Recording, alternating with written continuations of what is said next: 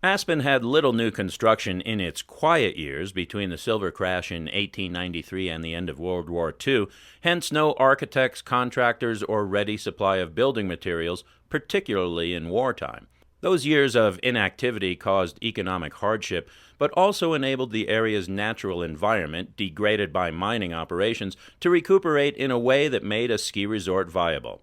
The extraordinary 19th century town was still in place in 1945, caught the attention of Walter Pepke, Chicago industrialist, and his wife Elizabeth, who hoped to create an ideal community of cultural, spiritual, and intellectual renewal. Walter Pepke wanted to encourage particular sorts of people to come to Aspen. Quote, "We want writers and scientists and artists and businessmen, and we want them to be permanent citizens of Aspen, not seasonal visitors," unquote. According to Time magazine, quote, "Pepke thought of rebuilding the old town, but the more he looked at the buildings, the more their quaint, ghostly flavor got to him. Result, when he hired designer Herbert Bayer as architect, Pepke gave orders that Aspen's once gay 90s atmosphere was to be preserved to the last piece of gingerbread," unquote. Still, Walter and Elizabeth Pepke were major patrons of 20th century modern art and architecture. Bauhaus founder Walter Gropius, invited to Aspen by Walter Pepke, advised residents on town planning in August 1945, quote, "If you build, build modern," unquote. Pepke acted quickly, buying up properties and convincing Bauhaus master Herbert Bayer, who shared his views of the inextricable and important connection between modern design and consumer culture, to relocate to Aspen. When the chairlifts opened, skiers were delivered to the top of the mountain and the Sundeck building by Herbert Bayer. It was Aspen's only new building in years, not for long. Most of the post-war pioneer architects arrived in the first decade of Aspen's rebirth, 1945 to 1956, but the majority of their work occurs after the mid-1950s, when Aspen's growth and development accelerated. Frank Lloyd Wright disciple Frederick Fritz Benedict and Bauhaus-trained Herbert Bayer represented the first generation of post-war architects in Aspen. They came to Aspen at about the same time, though under different circumstances. Benedict was American, anti-establishment, individualistic, organic, and nature-oriented. Bayer was European, establishment, collaborative, corporate, and machine-oriented. Just as the town of Aspen was to reconcile the dynamic tension between ski resort and cultural center, these men, dramatically different in training, worked well together and helped shape the town's rebirth for the scores of people who relocated to be part of the new Aspen scene. It was slow going at first. According to Fritz Benedict, Aspen, quote, "was so dead and starting to be a resort so slowly that there wasn't much to do in way of design," unquote. "Everybody who lived here was just eking out a living," the architect recalled. "They just loved the place and didn't want to leave." Bayer's architectural work spans approximately 2 decades, from 1946 to 1965. Bayer believed in the Bauhaus concept of designing the total human environment and that art should be incorporated into all areas of life. He designed logos and posters as well as landscapes and buildings that brought high modernism to Aspen.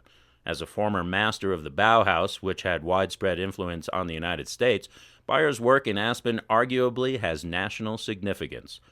Benedict was known for setting buildings into the landscape in a harmonious way, which reflects his training under Wright. Benedict's work occurred from the 1940s into the 1980s. His influence, at the least, extends throughout the high country. As Aspen entered the tourist business year-round, the economy and population grew, and there was a general feeling of optimism. Bayer and Benedict were joined by other young modernist architects educated at Cornell, Colorado, Illinois, and MIT. Modernist residences began to appear on Aspen's streets. By 1955, Ellie Brickham, Sam Caudill, and Rob Roy brought the number of architects in town to 5, and by 1962, some 10 architects and designers provided architectural services. They produced architecture that communicates both a sense of place, the high country and extreme environment, but also sophistication. Educated at top architectural schools of the time, they articulate either a Bauhaus or Wrightian aesthetic, frequently a creative blending of the two.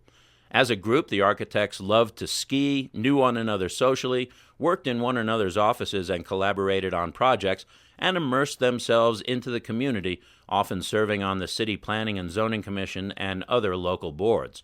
These architects seemingly had plenty to do, as the Aspen Times reported building permit activity in some instances doubled from one year to the next. By 1956, the stalwart Hotel Jerome, which had provided Aspen hospitality through the quiet years, was joined by other new lodges, the Prospector, the Wrightian Boomerang, and 3 or 4 other places competing for the skier's dollar.